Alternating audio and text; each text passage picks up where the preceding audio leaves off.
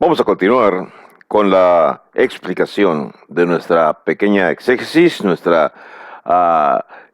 estudio de Filipenses. Estamos en el episodio número 8, video número 8, en la etapa número 4. Y en esta etapa, en la número 4, vamos a elaborar un bosquejo preliminar, el cual nos va a servir para después tener el material a la mano para presentar a las congregaciones donde estamos predicando.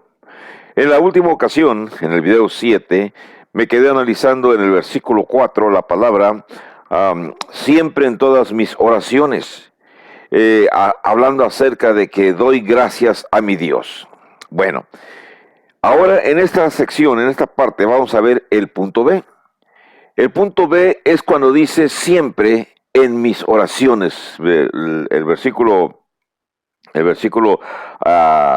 4 dice, siempre en todas mis oraciones, rogando con gozo por todos vosotros.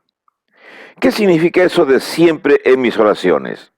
Por supuesto, nos indica que Pablo constantemente tiene a los filipenses en su pensamiento. No sabemos hasta estos momentos qué clase de vínculo pueden haber tenido Pablo con los filipenses. ¿Por qué esa cohesión tan profunda? ¿Por qué ese cariño tan especial que Pablo siente por los filipenses? Pero vamos a ir descubriendo a través de la lectura, a través del análisis, cuál es la razón por la cual Pablo se siente tan unido con la congregación de los filipenses. En el punto 2 hablamos acerca de quiénes son los que forman ese vínculo de unión. Por supuesto que no es toda la ciudad de Filipos, es la congregación de Filipos. Y hay algo que en el párrafo del versículo 3 y el versículo 4 nos va a explicar quiénes son los que forman el vínculo. En el versículo 3 aparece la palabra, me acuerdo de vosotros, la frase vosotros. Y en el verso 4 dice, siempre en todas mis oraciones rogando con gozo por todos vosotros. Dos veces aparece el pronombre personal vosotros, refiriéndose a la tercera persona del plural. Son en el español de México sería a ustedes. El vosotros se usa en España, el ustedes en Centroamérica, Sudamérica, y el ustedes se usa aquí en México. Pablo dice que se acuerda mucho de ustedes, de los filipenses, y ruega con gozo por todos ustedes, los filipenses. Esas personas, ustedes que están en Filipos, son los que forman la cohesión con Pablo, los que forman la unidad con Pablo, un solo cuerpo, una solamente un solo pensamiento. ¿Cuál es la razón de esa unión tan fuerte? Bueno, en el versículo 5 encontramos palabras claves que nos van a indicar la razón de esa unión. Dice el versículo 5, por vuestra comunión en el Evangelio desde el primer día hasta ahora. Lo voy a subdividir en 4 secciones. Habla Pablo y primero le dice que está muy unido con ellos por vuestra comunión. ¿Cómo actuaron esos miembros de la congregación de Filipos cuando Pablo comenzó su ministerio entre ellos? ¿Cuál fue la reacción de ellos? ¿Cómo lo trataron? Y encontramos en el total del completo de los 4 capítulos que hubo una relación muy especial en el libro de los Hechos también cuando encontramos la narración acerca de la conversión de Lidia, la conversión del carcelero, encontramos que hubo una estrecha relación entre ellos. Y esto es importante porque cuando la congregación, cuando la persona que convertimos, las personas que enseñamos, se muestran inmediatamente apegados a nosotros, dispuestos a colaborar, dispuestos a participar, dispuestos a ser partes de la historia de la transformación de una comunidad, enseñándoles el Evangelio, se siente un especial cariño por esas personas que colaboran con nosotros, que nos ayudan. Por eso Pablo menciona esta primera parte en el versículo 5, dice, y me siento muy unido por todos vosotros, me acuerdo mucho de todos vosotros, ruego por todos vosotros, por vuestra comunión. Hay una razón muy fuerte por la cual Pablo mantiene lazos de unidad, mantiene muy buena memoria, muy buenos recuerdos de su actividad con los filipenses, estando él ya prisionero en Roma. Otro aspecto dice en qué se ha manifestado esa comunión, ese trabajar en común, ese trabajar en unidad. Y Pablo menciona que en el Evangelio, y se entiende que en la expansión del Evangelio, en la enseñanza del Evangelio, en la predicación del Evangelio, podemos pensar, Dios nos ha permitido hacer uso de nuestras neuronas, de nuestra imaginación, y cuando Pablo dice que en el Evangelio han tenido comunión, quiere decir que ese grupo de personas fueron colaboradores adecuados, colaboradores esforzados, ayudando a Pablo para que la obra se siguiera expandiendo en Filipos. No fue la obra de una sola persona, no fue la obra del único colaborador que Pablo llevaba con él, los dos colaboradores, sino que el grupo en general, el grupo en total, aquellos que había convertido, ahora se convirtieron en enseñadores. Se cumple la máxima de nuestro Señor Jesucristo cuando habla acerca de cómo se debe transmitir el Evangelio, buscar a alguien capaz. Nuestro Señor Jesucristo buscó a Pablo, Pablo buscó a Tito, a Timoteo, a Lucas, y ellos enseñaron a otros, y aquellos otros enseñaron a otros, y así se fue retransmitiendo verbalmente, boca a boca, el Evangelio. Después se va a transmitir por escrito, pero por lo pronto están colaborando en la expansión de la obra en esa área. ¿Cuándo sucedió ese acontecer? ¿Cuándo sucedió esa transmisión del Evangelio por parte de los miembros de la congregación? Y Pablo dice, desde el primer día. Desde el primer día quiere decir desde el momento en que en el libro de Hechos se nos narra su llegada, la llegada de Pablo a Filipos y cómo comenzó a enseñar. Entonces, una vez que fueron convertidos esos que se llaman los vosotros, ustedes, los filipenses, ellos desde el primer día comenzaron a ser participantes con Pablo en la transmisión del Evangelio. ¿Se detuvieron en alguna ocasión? O cuando Pablo se retiró para Tesalónica o se retiró para Atenas o Corinto, dejaron ellos de continuar con la enseñanza del Evangelio. No, el párrafo nos está mencionando, nos dice hasta ahora, la frase hasta ahora, que es el otro factor, nos está diciendo que entonces esa congregación no detuvo su trabajo porque su evangelista, su predicador estaba ausente, sino que ellos tomaron fuerzas y siguieron adelante. Y es una gran satisfacción para cualquier predicador, para cualquier ministro, cuando nos damos cuenta que en ocasiones no es necesaria nuestra presencia, sino que ellos mismos han comprendido cuál es su responsabilidad y ahora han continuado con el trabajo de la expansión del Evangelio. ¿Desde cuándo decíamos? Desde el primer día en que fueron convertidos hasta ahora. Ese hasta ahora es el momento en que Pablo escribe la carta y se las envía por mano de sus mensajeros a los filipenses. Entonces, encontramos aquí, ¿qué podemos decir? Encontramos los que forman el vínculo. Luego, la razón de ese vínculo. ¿Cómo podemos hacer una actualización o cómo podemos aplicar este párrafo en nuestro presente, en nuestra actualidad? Bueno, déjenme borrar esto y vamos a escribir aquí otros datos que son importantes. Vamos, lo borramos poco a poco, me van a tener paciencia en lo que vamos borrando esto y vamos a ir escribiendo algunos aspectos de lo que quiero explicarles en estos momentos. Bien, una vez borrado, tomamos un marcador y comenzamos con lo siguiente. Vamos a hablar acerca de la gratitud de Pablo. Yo uso la palabra la teología de la gratitud de Pablo. No hagan mucho caso si acaso no quieren, pero es una manera de que me voy guiando en la presentación. ¿Cuál es la teología de la gratitud de Pablo? Bueno, lo escribimos primero el título y ahorita explicamos. Gratitud de Pablo.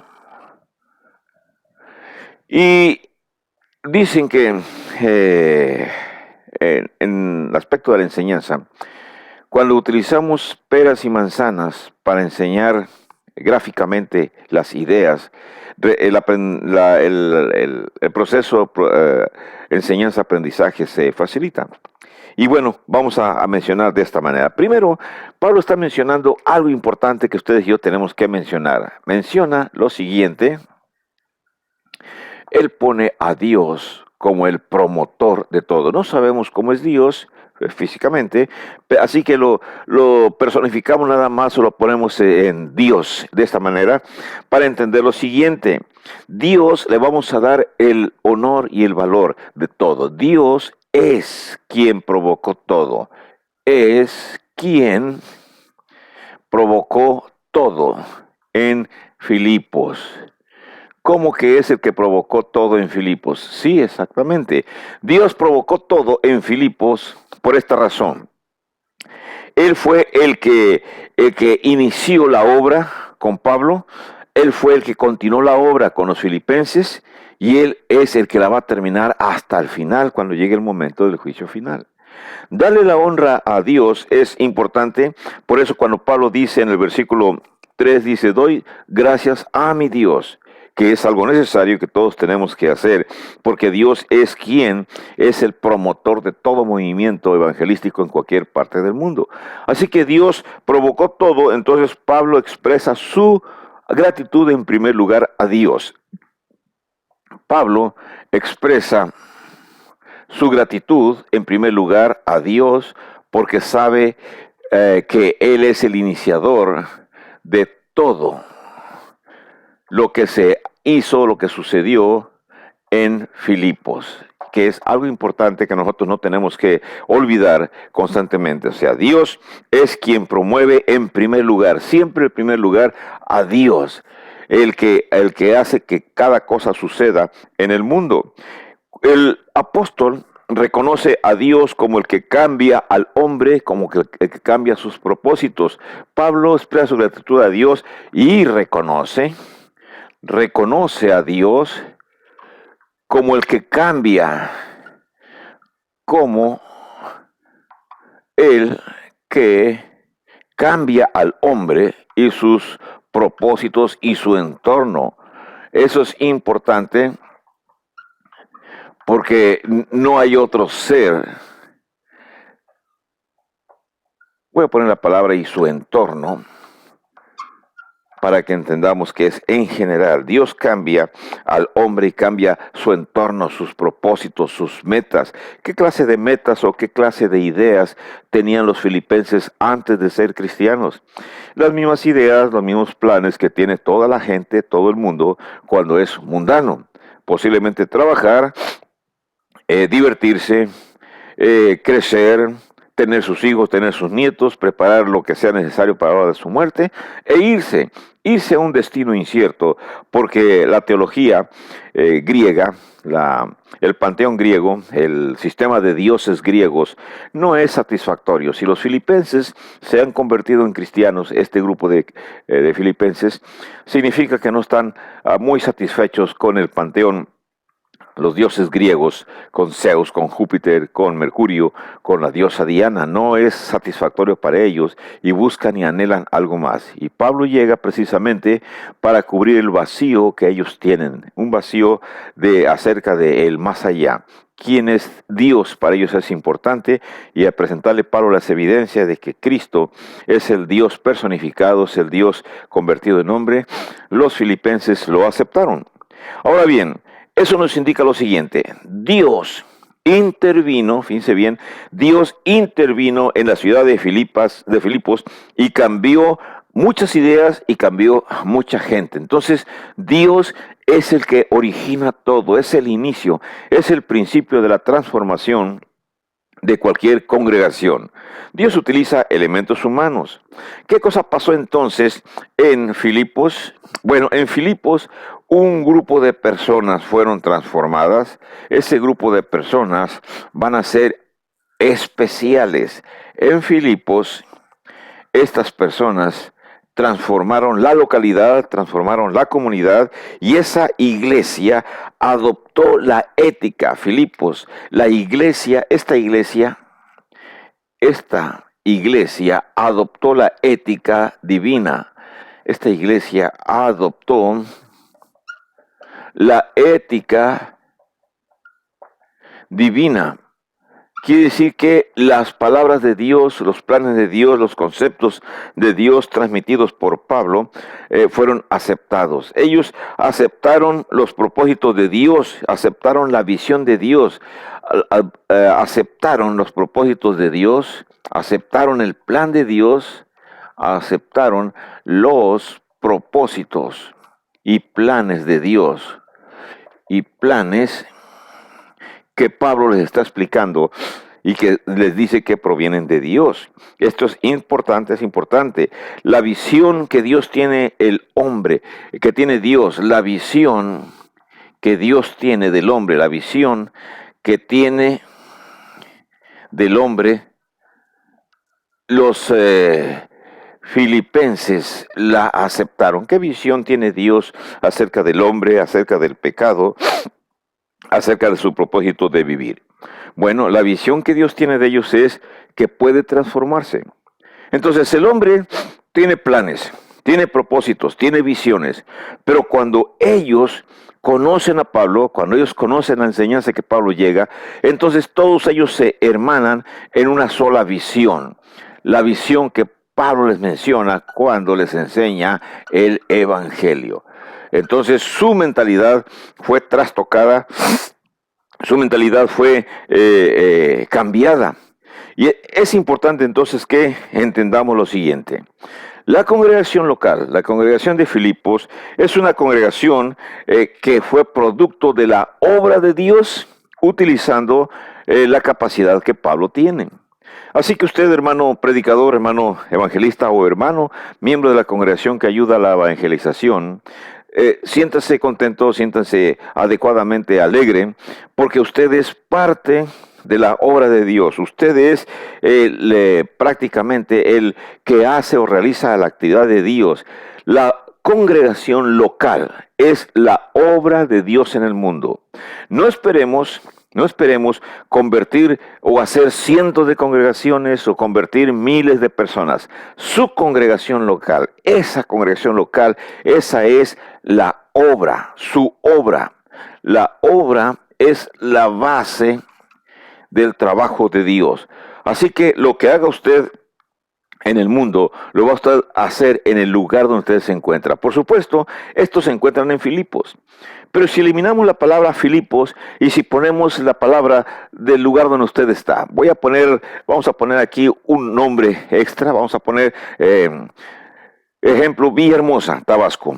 En Villahermosa, la gente que está en Villahermosa es la base de la obra de Dios. Esa obra que está en Villahermosa es la obra de Dios y los de Villahermosa deben de trabajar en esa obra de Dios. Juntos, el Dios mismo, el predicador y la congregación hacen que la obra crezca.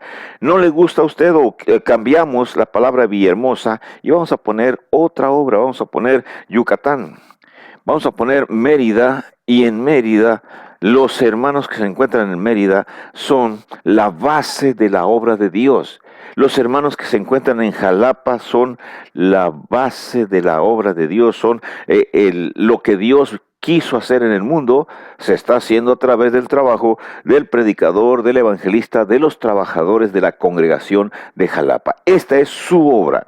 La obra de Dios en Jalapa, la obra de Dios en Mérida, la obra de Dios en México, la obra de Dios en Guadalajara, la obra de Dios en cualquier ciudad, en cualquier país, en cualquier pueblo, en cualquier ejido donde la obra se realiza. Ese es el trabajo que usted tiene. No se sienta menospreciado si su obra es una obra pequeña, 10, 15 miembros, o no se sienta tampoco ensalzado si su obra es 50, 100 o 200 miembros.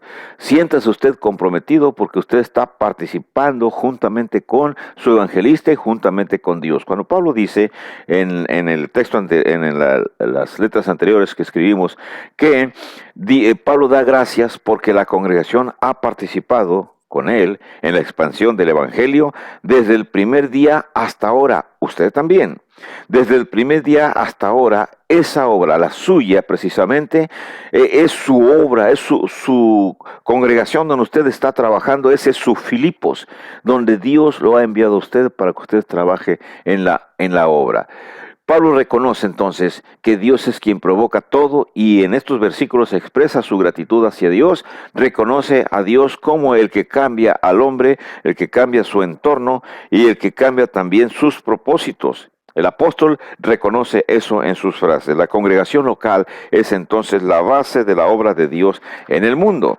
Vamos a quitar esto y vamos a pasarnos a otro aspecto que tenemos. Yo tengo varios incisos pequeños aquí, incisos más grandes. Elimino esto y vamos a poner otro aspecto aquí que es interesante, importante que lo veamos y que lo extraemos de esta sección de la Biblia. ¿Qué otra idea surge en lo que estamos analizando en estos momentos? Bueno, la otra idea que surge es la siguiente. Hablamos acerca de el propósito. Y voy a poner aquí la palabra, la teología del propósito. Nuevamente les menciono, no hagan mucho caso de la palabra, ustedes pueden poner nada más el objeto, la teología del propósito, como aparece en el versículo 6. ¿Y qué aparece en el verso 6? Bueno, vamos a analizar lo que aparece en el verso 6. El verso 6 dice lo siguiente: estando persuadido de esto, que el que comenzó en vosotros la buena obra, la perfeccionará hasta el día de Jesucristo. Vamos a ver aquí el propósito. Número 1. Encontramos este punto. Déjenme poner aquí un inciso A. Inciso B, perdón, ya vimos el inciso A, inciso B. Punto 1. El propósito. ¿Cuál es el propósito del trabajo que se está haciendo en Filipos? Mil disculpas si mezclo mayúsculas con minúsculas. No soy una persona muy letrada, pero hago mi esfuerzo para hacer esta presentación. El propósito simplemente es perfeccionar la obra. Perfeccionará es la palabra donde extraemos esta idea. El propósito de la obra de Dios en el mundo es perfeccionar, dice el versículo 6, estando persuadido de esto, que el que comenzó en vosotros la buena obra, la perfeccionará hasta el día de Jesucristo. ¿Cuál es la iniciativa? ¿Cómo se inicia esa obra? Hay una frase en el verso 6, dice, el que comenzó. ¿Quién fue el que comenzó la obra allí en Filipos? Y todo el mundo decimos, bueno, la comenzó Dios. No, el que comenzó es Dios, no es Pablo, los dos son, es Dios, es Pablo, pero Dios es el iniciador y Pablo es el consumador, es el que realiza las actividades en la tierra con la guía de Dios, con la guía del Espíritu Santo. Entonces encontramos aquí una iniciativa.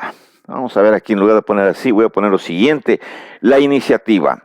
¿Cómo fue esa iniciativa? Vino por parte de Dios. La iniciativa. Cuando leemos ahí la frase, el que comenzó, Pablo hace una clara referencia a Dios Todopoderoso. Entonces, el que comenzó es precisamente es Dios. Ahora, ¿cómo fue la intervención? ¿Cómo fue la participación? La intervención, ¿en dónde? ¿En dónde comenzó intervención? ¿En dónde comenzó Dios la obra? Y el versículo 6 nos dice, el que comenzó en vosotros. Y ese vosotros, otra vez lo aplicamos hacia todas las personas. ¿Quién comenzó la obra en usted, en donde usted está predicando? En vosotros, precisamente, en ustedes. ¿Quién comenzó la obra? Dios. ¿Por mano de quién? Por mano del evangelista o del predicador que en su lugar se encuentra enseñando. El que comenzó, el que inició la obra, es precisamente. Entonces, por mano de esa persona, que quien quiera que sea usted el predicador o haya sido algún miembro de la congregación, Dios utilizó esa persona. ¿Qué instrumento utilizó la persona para iniciar la obra? El instrumento o la herramienta es algo que también debemos de tomar en cuenta. ¿Cuál fue el instrumento utilizado para iniciar la buena obra? Y el instrumento o la obra, vamos a decir, es el Evangelio, pero vamos a ver aquí, para aplicarlo, para decirlo con las palabras que están en el verso 6, es la buena obra. La buena obra es el instrumento. No se puede iniciar una congregación haciendo malas obras, entonces tiene que ser la buena obra, es refiriéndose a la expansión del Evangelio. Ahora, el proceso. El proceso va a tener un fin. ¿Cuál ha sido el proceso? Bueno, el proceso dice ahí desde el que comenzó, en el versículo 4, hablamos acerca desde el primer día, versículo 4 dice, desde el primer día hasta ahora. Entonces, todavía no se terminaba en el momento que los filipenses recibieron la carta, todavía no se termina el proceso. Por eso, el proceso va a tener un tiempo de final. ¿Cuándo va a ser cuándo va a ser el final? Bueno, según ahí se menciona, en el verso 6 dice, hasta el día de Jesucristo, hablando del día final. Entonces, el proceso terminará hasta el día de Jesucristo. Así que usted que se encuentra predicando, enseñando, evangelizando en un área determinada del país, de cualquier país, no piense que su obra ya terminó. Su obra va a terminar, va a continuar y va a terminar hasta el día de Jesucristo. Nosotros moriremos, terminaremos nuestros días en sana vejez si nos adecuadamente nos conducimos, y entonces vendrán los que siguen. Los jóvenes que se están preparando, los niños que se están preparando, son los que continuarán la obra. ¿Hasta cuándo van a continuar la obra? ¿Cuándo terminará ese proceso? Hasta el día de Jesucristo, hasta el día de la próxima venida de Jesucristo. Entonces, todo esto que estamos presentando es nada más para reforzar nuestro cristianismo. Hay un propósito, en cada obra que se inicia hay un propósito, y el propósito es, como dice el versículo 6, lo vuelvo a releer ahorita, es así. Verso 6, estando persuadido de esto, que el que comenzó en vosotros la buena obra, la perfeccionará hasta el día de Jesucristo. Una idea que nos puede ayudar a entender esto son los dibujos.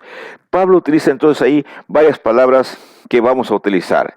En el verso 4 dice, el verso 5 dice una frase. La frase que dice es la siguiente. Dice, desde el primer día, verso 5, desde el primer día. Quiere decir que la obra se inicia desde el primer día. ¿Quién la inicia? La inicia Dios. Entonces Dios es el que desde el primer día inicia la obra en Filipos, en la persona, en el individuo, en usted y yo. ¿Qué va a suceder después? Bueno, después va a haber un espacio intermedio. ¿Cuál es el espacio intermedio? Dice Pablo en el versículo 5, usa una frase en el verso 5. ¿Cuál frase usa? Dice, hasta ahora. Entonces, hasta ahora significa que hasta estos momentos Dios todavía sigue interviniendo en la obra de crecimiento de la iglesia. Desde el primer día, dice Pablo, en el verso 5, nos dice que hasta ahora sigue la obra de crecimiento del cristiano. La obra que se ha iniciado tiene un avance. ¿Y quién sigue interviniendo en el hasta ahora? En el momento en que la obra sigue avanzando, ya pasó espacio. Desde el momento que se inició la congregación de Filipos hasta el momento en que recibe la carta, ya ha pasado un periodo, un lapso de tiempo. No me atrevo a decir que 3 o 4 o 5 años, cualquiera que haya sido el tiempo, pero hubo un primer día y hubo un ahora, en el momento en que ellos reciben la carta. ¿Hasta ahí se acabó el proceso? No, el proceso continúa porque el mismo texto dice, ya en el versículo 6 dice, hasta el día de Jesucristo. Entonces, hasta el día de Jesucristo, cuando ya el cristiano llegue gloriosamente, reciba su corona de gloria, entonces entenderemos que Dios seguirá actuando. Verso 6 nos dice hasta el día de Jesucristo. Entonces no se detiene la obra sigue hasta el día de Jesucristo. Entonces, ¿qué es lo que tenemos que hacer todos, miembros y guiadores, en la congregación donde estamos elaborando? Bueno, tenemos que mantenernos en este lapso de tiempo trabajando, porque el proceso no ha terminado. ¿Cuándo terminará el proceso? De acuerdo al diagrama que tenemos aquí en el pizarrón, hay un tiempo en el cual terminará el proceso? ¿Cuándo? Hasta el día de Jesucristo. Y en el día de Jesucristo entonces recibiremos o estaremos ya listos para recibir el galardón. Pero desde el primer día hasta ahorita en estos momentos, nosotros todavía seguimos trabajando. Trabajando influenciados por Dios, trabajando influenciados por nuestro Dios, que es quien realmente es el dueño de la obra y nosotros somos simplemente sus colaboradores, somos los que elaboramos, somos los trabajadores. Así que, ¿quién se encargó entonces de nuestro futuro? Dios se encargó de nuestro futuro. Dios nos llamó el primer día. Dios nos mantiene hasta estos momentos. Y Dios nos llevará hasta la eternidad cuando llegue el momento de que Jesucristo venga. Entonces, esto es importante. Y de aquí se deriva un verbo importante. Dios se encarga, primero tenemos que aceptar esto. Dios se encarga de nuestro futuro. Dios se encarga de nuestro futuro. ¿Qué es lo que tenemos que hacer nosotros? Bueno, vamos a verlo aquí en estos momentos, lo vamos a descubrir y nuestro trabajo consiste en lo siguiente. Consiste en, fíjense bien lo que tenemos que hacer, crecer. ¿Cómo vamos a crecer en el área donde estamos? Ahí vamos a decir que hay 2 o 3 formas o palabras con las cuales podemos decir distintas clases de crecimiento. Hablamos del crecimiento número 1, que es el crecimiento numérico. Hablamos de evangelización. Si en su congregación no se ha cumplido esta meta, este plan, este programa, razone, piense, necesitamos pensar en el crecimiento numérico. Hablamos del crecimiento espiritual. ¿Cuál es el crecimiento espiritual o de conocimiento? El crecimiento espiritual o en conocimiento habla acerca de constantes clases bíblicas. No basta nada más con ser evangelizado.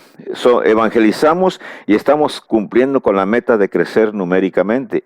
Pero falta todavía el crecimiento espiritual, el crecimiento en conocimiento, que consiste en la enseñanza sustantiva, la enseñanza constante de la palabra de Dios.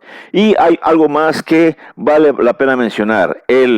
Voy a usar la palabra, el crecimiento de las estructuras. Voy a usar la palabra con crecimiento estructural. Habla acerca de construcción de edificios, construcción de lugares, construcción de áreas donde podamos crecer. Si cuando somos pocos miembros, nada más tenemos un solo cuarto para reunirnos. Cuando ya crecemos, necesitamos ampliar, de acuerdo al crecimiento, ampliar nuestra área de reunión. No podemos tener un gran edificio con 5 miembros. Tampoco podemos tener un pequeño edificio con 200 miembros. Tiene que ir creciendo todo gradualmente. La infraestructura material también es importante. Gracias por su atención. Bendiciones para todos ustedes. Nos miramos en el video número 9 para continuar dialogando o explicando este tema. Bendiciones.